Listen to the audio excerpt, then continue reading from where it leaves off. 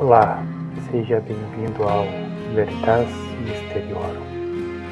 Meu nome é Roger e hoje é Terça dos Mistérios e Civilizações.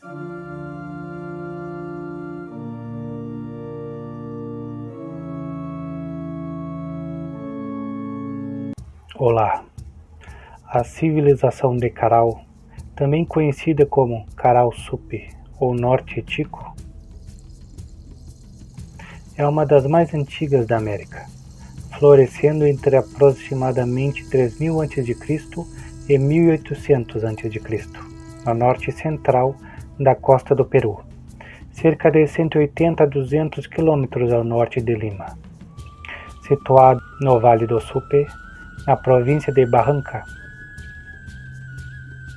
ela se desenvolveu em uma região árida entre os rios Fortaleza, Pativilca e Supe, abrangendo uma área de cerca de 1.800 km². Essa civilização é reconhecida como um marco histórico, sendo contemporâneo de culturas como as do Egito, Mesopotâmia, Índia e China, mas com uma diferença crucial. Enquanto essas trocaram influências, Caral parece ter evoluído em relativo isolamento, o que torna seu desenvolvimento ainda mais intrigante. A formação de Caral é geralmente datada de cerca de 3500 a.C., com os primeiros sinais de ocupação humana registrados em Huaricanga, no Vale do Fortaleza, por volta dessa época. A datação por radiocarbono, realizada em materiais como sacos de junco, usados para transportar pedras, aponta que a cidade principal esteve habitada entre 2627 a.C. e 2020 a.C., com seu auge entre 2500 a.C. e 2000 a.C. A civilização é chamada de Caral, Caral Sup ou Norte Tico, dependendo do enfoque. Caral vem do nome da cidade principal, possivelmente derivado do quechua, Queaqueaque, que significa presentear ou oferecer, sugerindo seu papel cerimonial. Supe refere-se ao vale onde está localizada, e Norte Tico ao contexto geográfico mais amplo da costa norte central peruana. Não há registros de nomes individuais de líderes ou habitantes, pois não desenvolveram escrita, mas presume-se que havia curacas, chefes de clãs ou linhagens familiares que governavam a sociedade. A aparência de Caral é definida por sua impressionante arquitetura monumental, que demonstra sofisticação técnica e planejamento. A cidade sagrada possui 6 grandes pirâmides de plataforma, sendo a pirâmide maior a mais imponente, com 170 metros de comprimento e 30 metros de altura, encimada por praças cerimoniais. Essas estruturas construídas com pedra e barro incorporavam técnicas antissísmicas, como paredes de taipa, pau a pique, adaptadas aos tremores frequentes da região, no cinturão de fogo do Pacífico. Praças circulares submersas, como a do anfiteatro, e templos como o do altar circular, sugerem um urbanismo avançado, possivelmente alinhado a observações celestes. Escadarias amplas, algumas com 10 metros de largura, conectavam diferentes níveis, indicando acesso controlado. Residências variavam de complexos maiores na parte alta, para a elite, a casas menores na periferia, para o povo comum. Geoglifos, como um rosto com cabelos voaçante, mostram expressões artísticas rudimentares, enquanto a ausência de cerâmica caracteriza Caral como uma cultura pré-cerâmica. A cidade exibe uma divisão clara em 2 zonas, a parte alta com pirâmides e moradias da elite, e a baixa destinada ao povo e às atividades produtivas.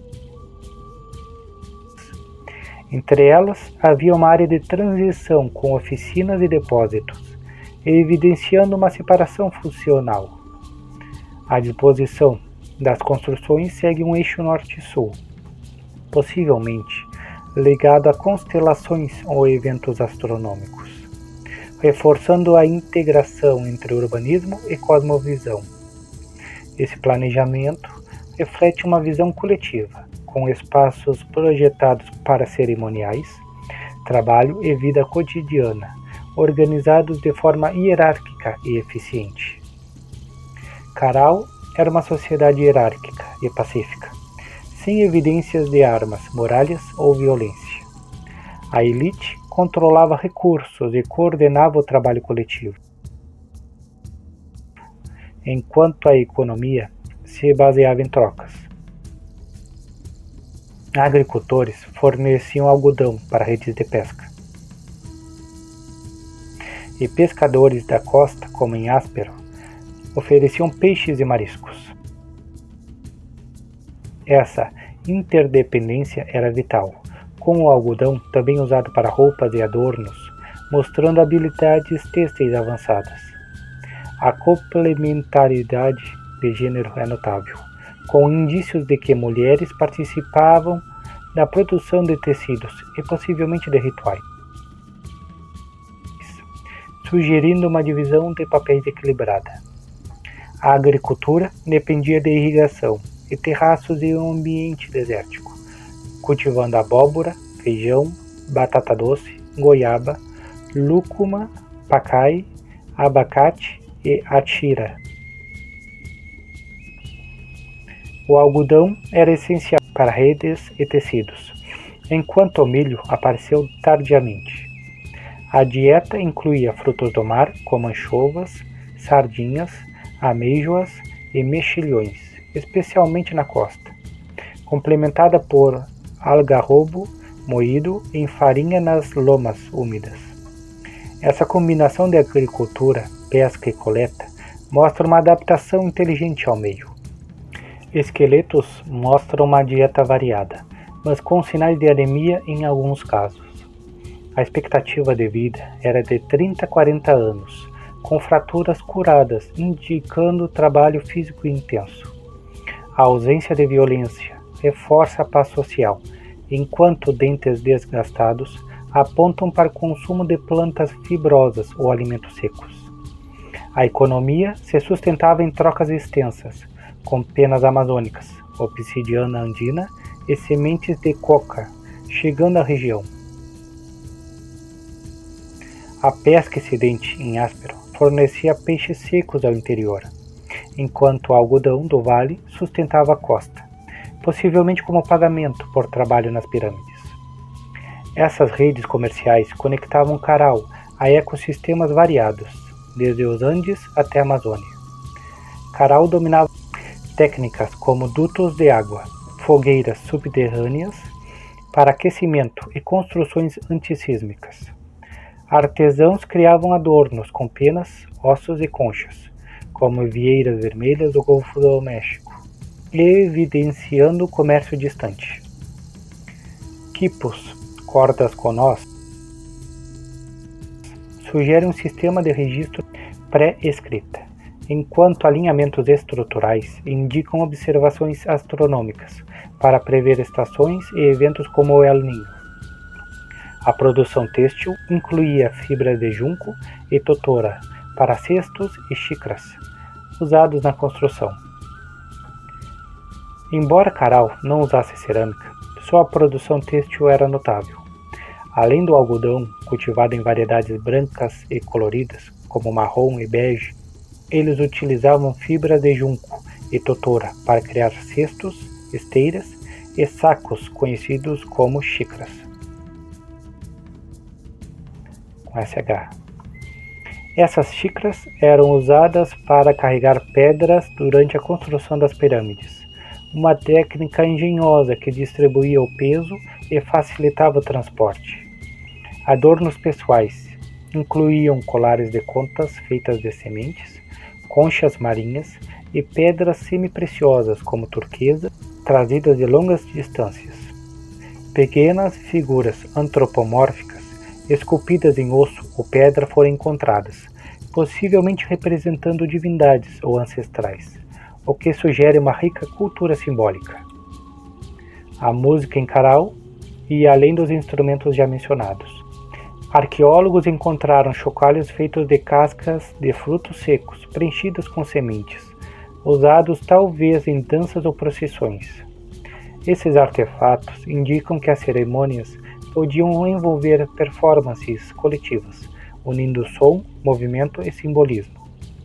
A escolha de ossos de aves marinhas e terrestres para flautas e cornetas reflete uma conexão profunda com o meio ambiente, transformando elementos da natureza em ferramentas culturais. Essa prática pode ter servido para invocar forças naturais ou celebrar a relação entre os habitantes e seu entorno. A religião em Caral pode ter girado em torno de forças naturais, como o Sol e a Lua, e as montanhas visíveis do vale. Pequenos altares com restos de penas e cinzas foram descobertos em casas comuns, sugerindo que práticas espirituais não se limitavam aos templos. Um achado curioso é uma estatueta de argila crua, com traços faciais rudimentares que pode ter sido um ídolo doméstico. A repetição de formas circulares, nas praças e geoglifos, pode simbolizar ciclos naturais, como o nascer e o pôr do sol, ou as estações, refletindo uma cosmovisão integrada ao ritmo da natureza. Os rituais eram o coração da vida em Caral. A cidade sagrada era um centro cerimonial, com fornos para queima de oferendas encontrados em templos e até em residências, sugerindo uma religiosidade onipresente. A pirâmide do anfiteatro e o templo do fogo sagrado eram locais de cerimônias públicas, possivelmente ligadas à astronomia, já que estruturas como o altar circular podem ter servido para observar os céus e prever fenômenos naturais.